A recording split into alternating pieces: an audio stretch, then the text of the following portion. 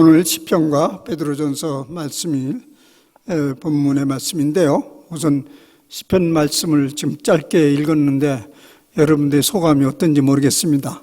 그 핵심 말씀은 이런 거 아닙니까? 하나님은 측량할 수 없이 크신 분이다. 산이 생기기 전, 땅과 세계도 조성하시기 전 하나님은 계셨고 또 그 외에도 영원히 계신 분이다. 그러니 하나님 앞에서 천년이 밤에 한순간처럼 느껴질 것은 분명하다. 반면에 인생들은 어떠한 존재냐? 티끌과 같아서 그 연수가 마치 잠깐 자는 것 같다. 그리고 그 인생들이 그 짧은 운명도 하나님의 입김 한 방에 달려있다. 이 말씀을 들어보면요, 참 인생이라는 것은 살고 또 살아봐도 흔적조차 남지 않는 미물과 같은 존재, 우리가 그렇게 초라하게 보이는 이 자연 속에 있는 그 보잘것없는 미물과 우리가 무슨 차이가 있겠는가라는 탄식을 하게 됩니다. 매우 비관적이고 슬픈 인생관을 보여준 것 같습니다. 그런데요, 오늘 말씀 하나님의 사람 시편 기자가 경험한 바를 이렇게 전하고 있는데, 그런 절망적인 소식을 전해주려고 이 말씀을 썼을까 하는 생각을 가지면서 이 시편 말씀을 들여다보니, 오늘 시편 본문 90장 1절 첫 절이 눈에 턱 들어오더군요. 주여, 주는 대대 우리의 거처가 되셨나이다. 이 말씀에서 거처라는 말씀이 주목이 됩니다. 티끌과 같은 보잘것없는 입김 한 방이면 퍽 날아가는 그런 존재들에게 필요한 것은 당연히 안전한 처소입니다. 그런데 그 하나님이 우리의 티끌 같은 존재에 대대로 처소가 되어주신다는 것입니다. 다윗이 자기의 민족들의 역사와 자신의 삶을 통해서 그것을 경험한 바이죠. 그것을 오늘 신앙 고백적으로 우리에게 전해주고 있는 것입니다. 만약 이것을 받아들이면, 이 바울의 신앙 고백을 우리가 받아들이면 이렇게 보잘것없는 인생이라 할지라도 노바디가 아니고 썸바디가 될 수 있다, 이런 얘기입니다. 노바디, 아무것도 아닌 것이 아니고 중요한 존재가 될 수 있다는 것을 전해주고 싶은 거죠. 대대로 주님이 인생들의 거처가 되셨다는 것은 여기에 척 보기에는 티끌 같은 존재, 아무것도 아닌 것처럼 얘기하는 그것이 아니고 매우 소중하게 여겼다라는 것을 보여주고 있습니다.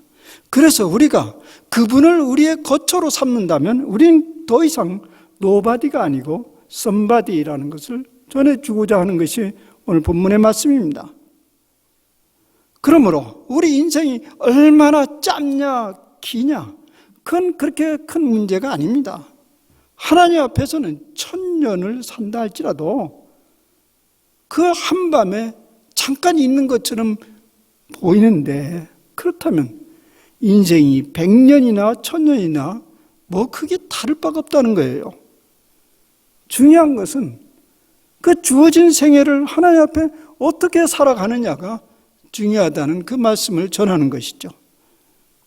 만약 이런 믿음이 없다 간다면, 하나님이 우리의 거처가 되신다는 믿음이 분명하게 서 있지 않는다면, 인정하고 싶지 않지만은 유구한 세월 속에 한 개인의 삶이라는 것은 있으나 마나한 것입니다.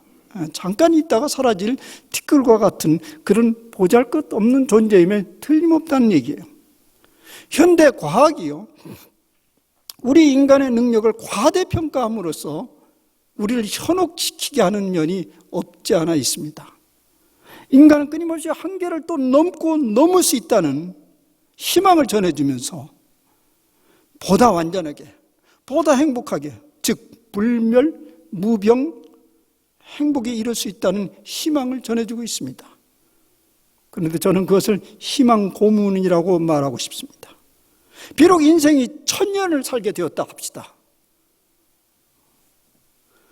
그 역시도 하나님 앞에 보면 잠깐 밤에 자는 것과 뭐가 다름이 있겠느냐, 별 차이가 없다는 거예요. 유구한 역사 세월 속에 보면 100년이나 1000년이나 별 차이가 없다는 거예요. 그저 과기 열심히 해가지고 조금 건강하게 조금씩 늘려가는 것이 무슨 엄청난 신의 영역을 가까이 접근해가는 것처럼 형용시키는 것은 정말 문자 그대로 현혹입니다. 그러면 이제 중요한 것은 그런 문제가 아니고 얼마나 길게 얼마나 건강하게 사느냐, 그 문제 아니고요. 이 티끌과 같은 이 인생이 의미가 있으려면 어떻게 살아가는 건가, 그게 중요하다는 얘기죠. 베드로 사도는 그런 삶의 방식에 접근하기 위해서 이렇게 간단하게 얘기합니다. 그냥 티끌과 같은 인생임을 인정하라는 거예요. 티끌과 같은 인생임을 인정하라는 거예요. 그런 의미로 오늘 본문에서 만물의 마지막이 가까이 왔다고 말하고 있습니다. 종말론적 의식을 피력하는 것이죠. 여러분들은 이 말씀을 즉시 받아들이고 싶지 않을 것입니다. 만물의 마지막이 가까웠다. 근데 이 얘기 2000년 전에 한 거거든요. 근데 지금도 그 타령이에요? 2000년 전에 그 얘기인데 지금도 만물이 가까이 왔다고? 어떻게 그 말을 믿으라는 말입니까? 그럼 베드로 사도의 입을 한번 빌려서 제가 대신 유추해서 말하면 2000년 전 얘기를 지금 똑같이 만물이 가까이 왔다 얘기하는 걸 어떻게 믿으란 말이에요? 베드로 입에 빌려서 얘기하면 티끌과 같은 인생을 장구한 인생으로 착각하기 때문에 그렇게 반응이 나오는 것이다, 이런 얘기입니다. 심리적으로 보아도 이걸 참 받아들이기 어려울 거예요. 의학적으로 시한부적 삶의 선고를 받아놓은 사람이 아니라면 사람이라면 몰라도요, 요새 젊은이들, 여기 아니 그래도 젊은 분들, 앞날이 살날이 구말리 같은데 마지막이 가까이 왔다고? 아직 삶을 충분히 펼쳐보지도 않았는데 그냥 이 마지막이 왔다는 소리는 무슨 얘기입니까? 정리하라는 거예요. 정리. 그것을 맺을 준비를 하라는 말이죠. 동의할 수 있어요?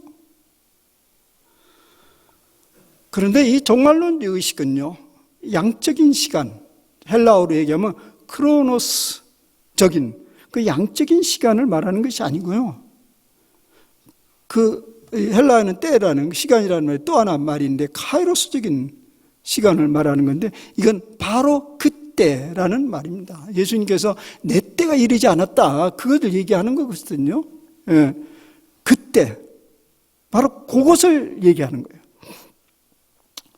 뭐 좀 더 이해를 하려고 애를 써보면 우리가 살면서 바로 이거야 하면서 인생이 어떤 매듭을 짓는 그때, 그거 바로 종말일 때입니다. 왜냐하면 그 순간 그는 주님이 우리의 거처가 되고 계신다는 것을 경험하기 때문에 바로 그것이 종말론적인 때입니다. 우리가 아직까지 이 살날이 멀다 이 소리는 뭐냐면 하나님이 가까이 계시지 않다는 얘기요. 예.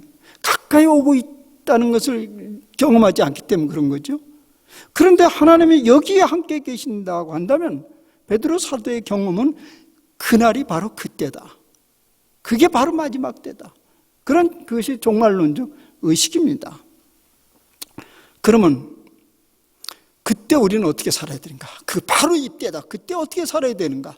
이것이 이제 베드로 사도가 이제 전해주고자 하는 핵심 말씀인데요. 그 말씀을 전개하기 위해서 베드로는 다시금 마지막에 가까웠다는 얘기를 이렇게 설명하네요. 베드로서 3장 8절 말씀인데, 사랑하는 자들아, 죽게는 하루가 천년 같고 천년이 하루 같다는 이 한 가지를 잊지 말지어다. 그 이 말의 속뜻은 이런 것입니다. 오늘이 바로 그때다. 오늘이 바로 그 마지막 때와 다를 것이 없다라, 이 얘기입니다. 그렇게 생각하면서 살라, 이 말이 아니고요, 실상이 그렇다는 거예요. 오늘이 바로 그때다. 사실 굉장히 이해하기 어려운 형이상학적인 설명처럼 보이지만은 실제적으로 우리 삶 속에서 이것을 경험합니다. 여러분, 지나간 날을 한번 추억해 보세요. 여기 지금 어르신들, 세월을 많이 산 분들은 지난 날들을 한번 추억해 보세요. 참 긴 세월 살았다. 이렇게 생각하십니까? 바로 엊그제 같아요. 바로 엊그저께 그렇게 살라고 몸부림치고 그때 희망의 날개를 피고 온갖 일들 다 했던 그것이 엊그제처럼 느껴지지 않습니까? 그래서 시편 기자는 세월이 날아가는 화살과 같다고 말하고 있지 않습니까? 그럴 바에는 어차피 인생이 그렇게 살다 보면 날아가는 화살같이 획 지나가는, 그럴 바에는 어차피 그렇게 살아가는데 밀려서 종말을 맞이하지 말고 오히려 오늘 그날을 사모하면서 오늘 바로 그날처럼 살아가라는 얘기죠. 그래서 베드로의 사도의 말을 빌리면 이렇게 말하네요. 하나님의 날이 임하기를 바라보고 간절히 사모하라. 우리는 그의 약속대로 의가 있는 곳인 새 하늘과 새 땅을 바라보도다. 이게 뭐냐면 오늘 우리가 이 종말론 의식을 가지고 살아가면 그 하나님 나라의 얘기가 먼 얘기가 아니고요, 오늘 여기에서 바로 새 하늘과 새 땅을 바라보게 된다는 것이 베드로 사도의 경험입니다. 우리는 그 경험을 신뢰하면서 살아가는 것입니다. 그래서 이것을 우리는 하나님의 말씀으로 받아들이는 것입니다. 그러면 이런 삶의 방식이 뭐란 말입니까? 우리 일반적인 삶 속에서도 경험되는 거예요. 이게 특별한 성경의 얘기가 아니에요. 일반적인 삶 속에도. 근데 이런 종말론 의식 속에 구체적인 삶의 방식은 뭐냐? 그런 의식을 가지고 살아가라. 근데 그런 의식으로 살아가는 구체적인 삶의 방식이 뭐냐? 우리 일반적인 얘기를 해보자고요.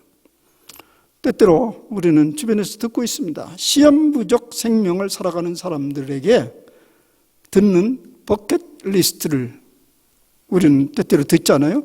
여러 가지 버킷리스트. 예. 그래서 얼마 남지 않은 생애 속에 이건 해보고 생을 마치고 싶다. 그 중에 빠지지 않고 등장하는 거 있습니다. 뭘까요? 그동안에 충분히 사랑하지 못한 사랑을 한번 해보고 싶다. 이런 얘기입니다. 이것은 신앙인이나 비신앙인이나 모두의 바람입니다. 도저히 우리 신앙인은 말할 것도 없죠. 그래서 우리 신앙인들은 빈번하게 사랑하라는 소리를 듣습니다. 근데 이 사랑하는 소리라, 사랑하라 이러면 매우 진부하게 들리죠? 진부하게 들려요. 지당한 말씀이다만 참 진부해요. 현실적으로 들려오질 않아요. 왜 현실적으로 안 들려올까요? 지금까지 얘기한 바에 의하면 그가 아직 종말론적 의식을 가지고 있지 않기 때문에 그러는 것이에요. 오늘의 마지막이라면 열심히 사랑하는 것 외에 또 다른 무엇이 있을까요?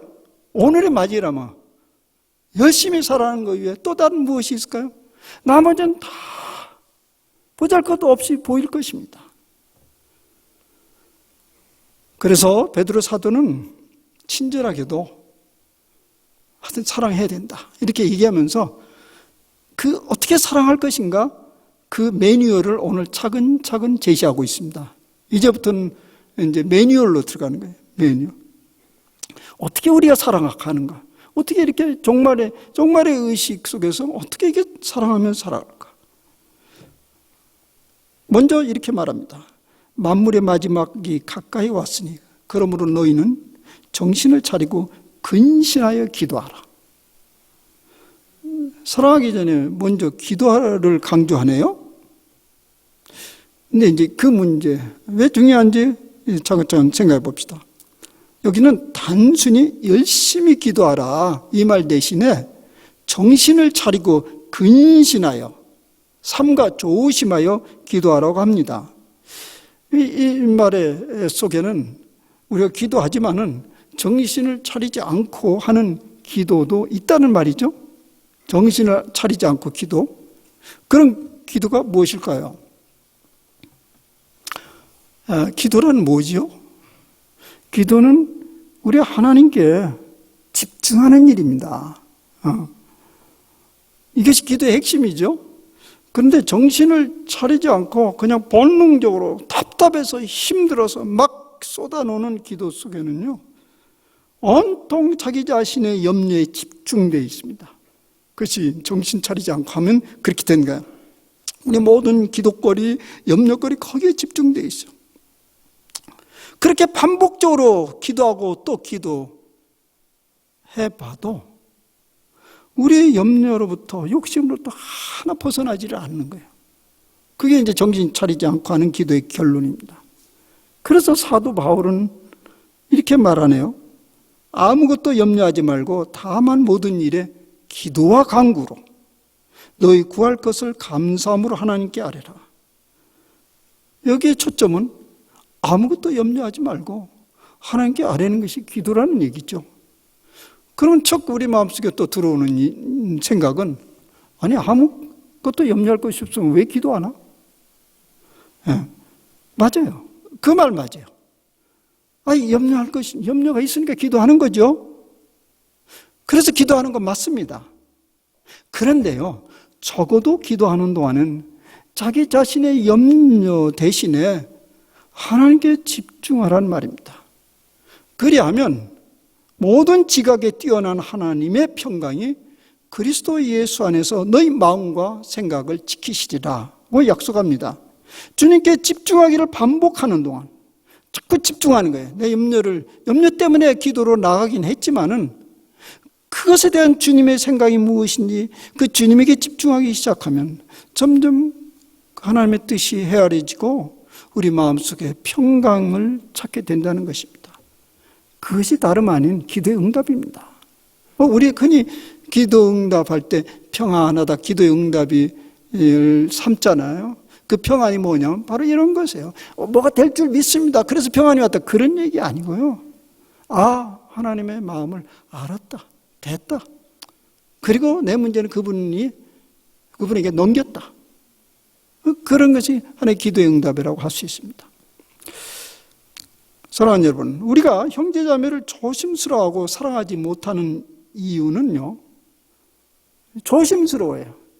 낯선 사람이 조심스러워하고 또 안 낯선 사람도 그렇게 사랑할 수 없고, 그 이유는 뭐냐면 그 상대방의 문제라기보다는 내 자신의 염려와 두려움 때문입니다. 주춤거리는 거예요. 내 마음이 평안을 얻으면요, 다른 사람에 대해서 매우 자유로워집니다. 예. 그래서요, 여러분들이 이제 사람들이 이렇게 굉장히 날카롭고 신경질적으로 대하면요, 저 사람 왜 나한테 이러나 이렇게 생각하지 말고요, 심령이 평안하지 않구나, 저 사람이 답답하구나, 이렇게 생각하면 되겠어요.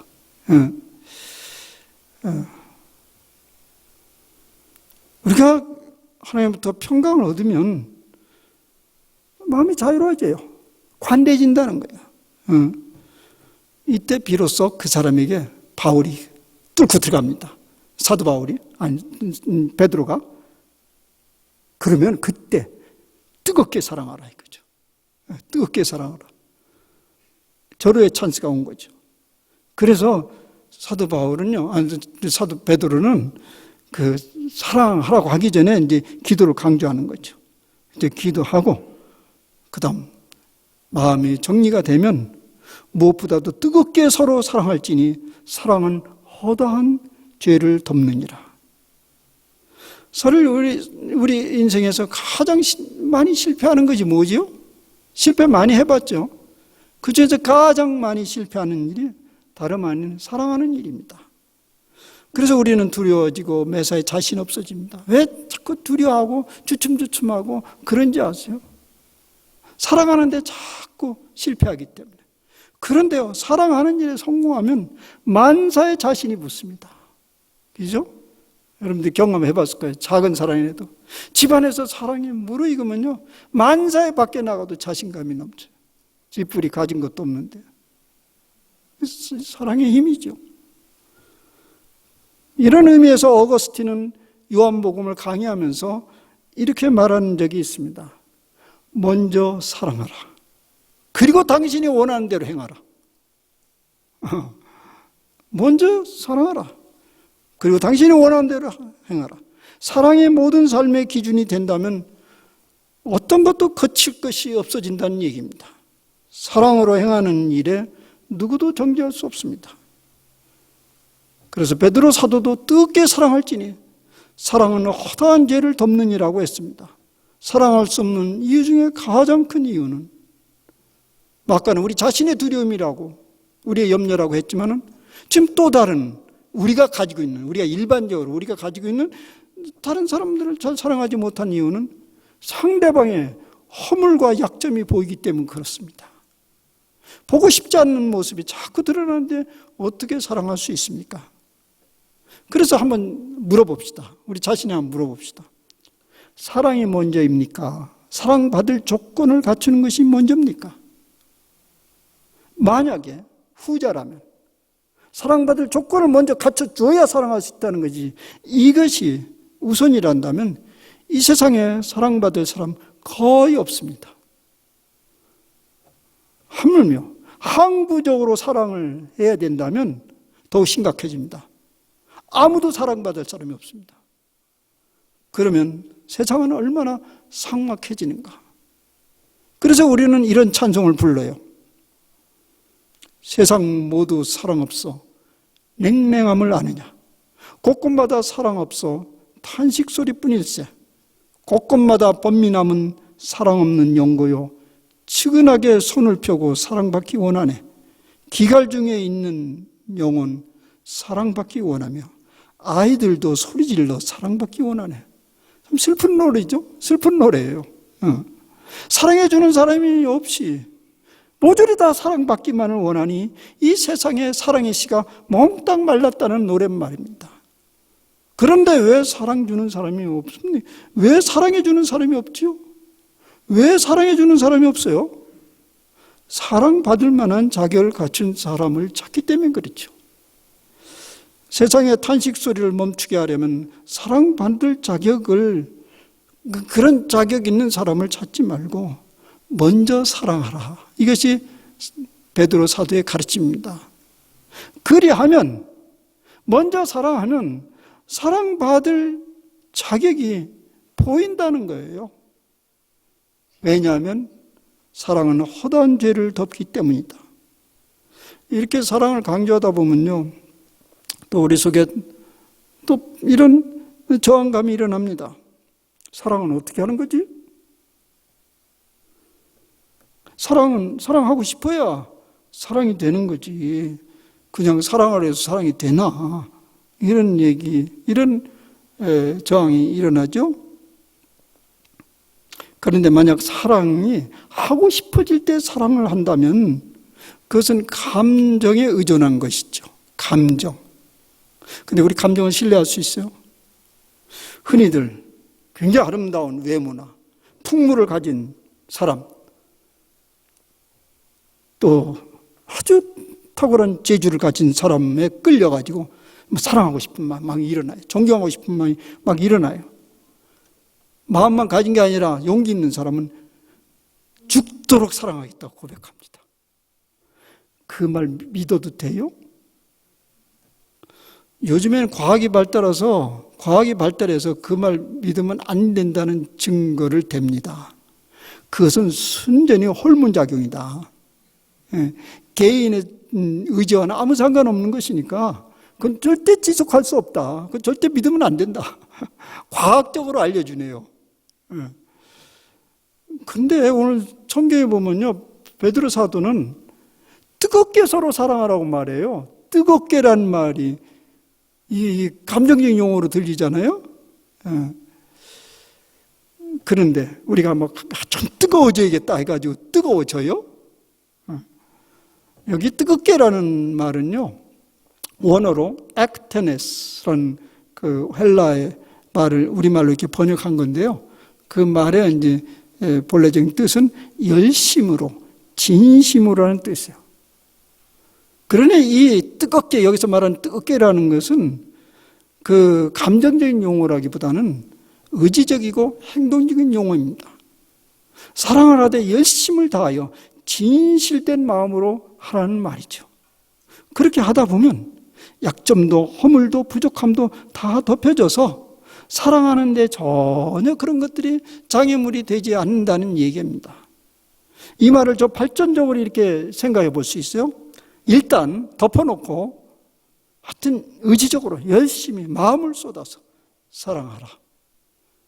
그 다음은 사랑하기가 훨씬 수월해진다. 제가요, 대학 다닐 때, 무슨 과목에, 이제 4학년 때 마지막 그냥 아주 가벼운 과목이 하나 있었는데 그걸 들어서 사랑, 결혼, 성. 근데 막 현장에 가서 막 그런 토의도 하고 여러 가지 재미있었어요. 거기서 배운 건 뭐냐면 그때 불과 20대예요. 감정이 펄펄 떠올리는데 그 선생님이 매번 강조하기는 서양 사람이었는데 사랑은 감정이 아니고 의지입니다. 사랑은 감정이 아니고 의지입니다. 우리 20대는 이해하기 어려울 일이었어요. 그러니까 일단 사랑하기로 하세요. 그러면 훨씬 그 다음에 수월해진다는 것입니다. 왜냐하면 자꾸 제가 왜냐하면 하고 지금 반복적으로 얘기하죠. 왜냐하면 허물과 약점이 점점 옅어진다는 거예요.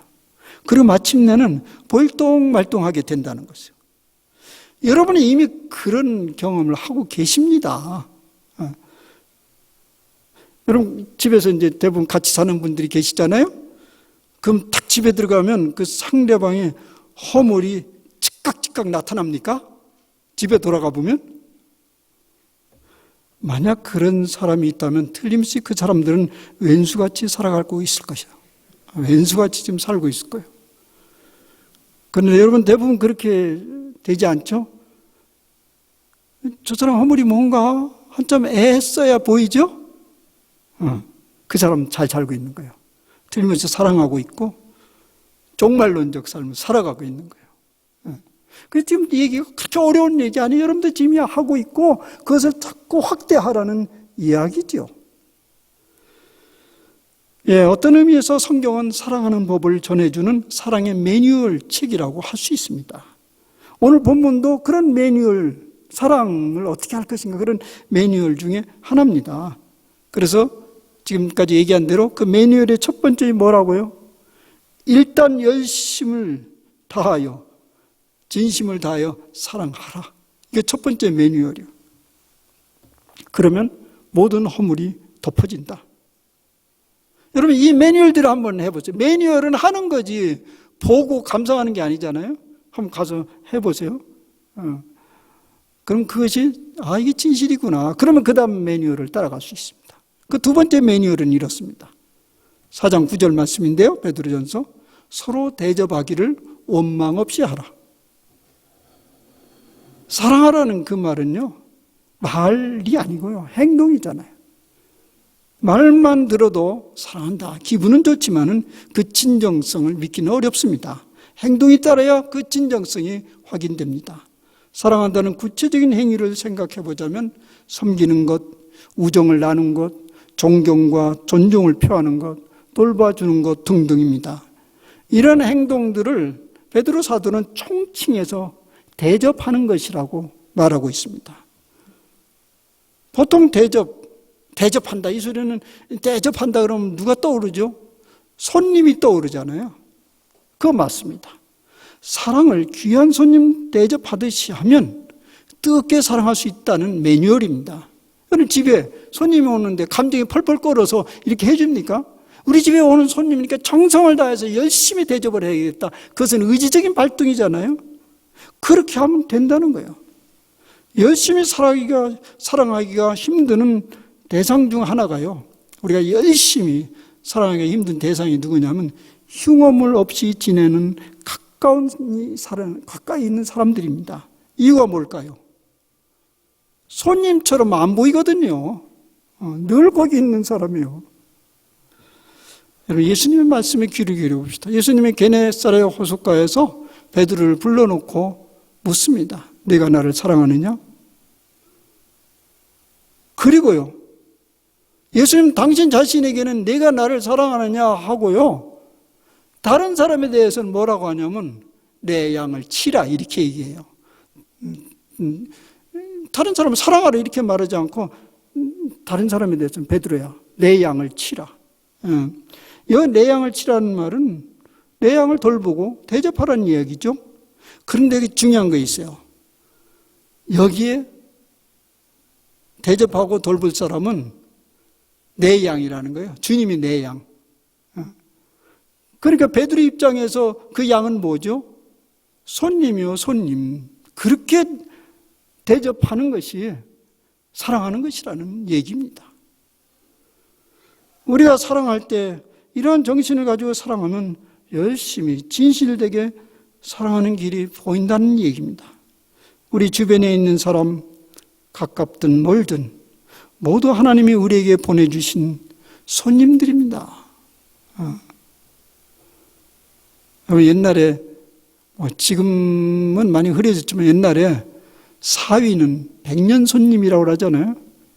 그래서 사위하고 그 장인장모하고 그렇게 얼그러져서 힘든 집안은 별로 없어요.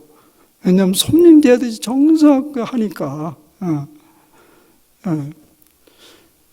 여러분, 우리에게 주어진 배우자, 자녀들을 포함해서 친구, 교우 모두 다 하나님께서 나에게 보내주신 손님들입니다. 귀한 손님들입니다. 함부로 무리에게 대해서는 안 되는 사람들입니다. 그렇게 대하면 창피당합니다. 손님한테 우리가 함부로 대하면 창피당하지요. 창피를 창피로인 줄 모르고 살아가는 것이 더 창피한 일이죠. 그래서 베드로 사도는 서로 대접하기를 원망 없이 하라고 합니다. 그래서 정리된 두 번째 사랑의 매뉴얼은 주님이 보내주신 귀한 손님을 대하듯이 그렇게 상대방을 대하라, 이 얘기입니다. 이제 세 번째 매뉴얼은 사랑은 봉사해 주는 일입니다. 봉사라고 나와요. 근데 어떻게 봉사하냐? 내가 가진 것을 가지고 상대방에게 필요한 것을 공급해주고 채워주는 일이죠. 그래서 이 성경은 이렇게 말하네요. 각각 은사를 받은 대로 하나님의 여러 가지 은혜를 맡은 선한 청지기같이 서로 봉사하라. 여기 중요한 건 각각 은사를 받은 대로. 이 성경이 말하는 이제 은사는 우리가 보통 말하는 건 뭡니까? 자기의 재능 재주를 말해요. 재능 재주인데 성경에서는 그것을 은사라고 부릅니다. 왜 그런지 아세요? 은사라는 것은 자기 거 아니에요. 주어진 거예요. 그리고 주어진 목적이 있어요. 그것은 이웃과 세상을 섬기게 하기 위해서 주어진 것입니다. 내 재주요, 내 재능이라면 나의 유익만을 위해서 사용해도 나무랄 것이 없습니다. 그 사람 타고나기를 이렇게 좋은 재주 태어나서 잘 먹고 잘 살고 그렇게 자기 좋으라고 살아가는 것에 대해서 시비할 일이 없습니다. 근데 성경은 단호히 그것을 은사라고 표현합니다. 그 은사라면 주어진 것인데 그러면 주신 이의 뜻을 따라 사용해야 합니다. 그럴 때 영혼의 기쁨과 만족이 오게 된다는 것입니다. 그래서 은사로 자기가 각각 받은 은사로 그 봉사란 말은 이런 의미입니다. 은사라고 하는 것은 어차피 내가 가진 각가지 유무형의 재능, 재주, 재산 등이 처음부터 내 것이 아니었다는 것을 말하는 것입니다. 그런 의식으로 살아간다면 내가 가지고 있는 온갖 것 처음부터 내 것이 아니었어요. 어쩌다 주어진 거예요. 그렇다면 그것을 쏟아놓는데 훨씬 편한 거죠. 원망과 시비가 없이 될 수 있다는 것이에요. 기대 이상의 풍족한 마음으로 봉사할 수 있다는 얘기입니다. 근데 그런데도요, 슬슬 아까운 생각이 나긴 나요. 다 경험하죠. 슬슬 아까운 생각이 나요. 이때는 좀 정신을 바짝 차려서 이것들이 어디서 왔는 거 아니? 이게 한번 물어보면 아이 창피해. 그런 생각이 떠오르겠죠. 본래 내 것도 아니었는데. 그러면 신실함과 성실함으로 봉사할 수 있다는 거죠. 그게 사랑입니다. 결정적인 사랑의 매뉴얼은 그래서 이것입니다. 누가 봉사하려면 하나님이 공급하시는 힘으로 하는 것 같이 하라.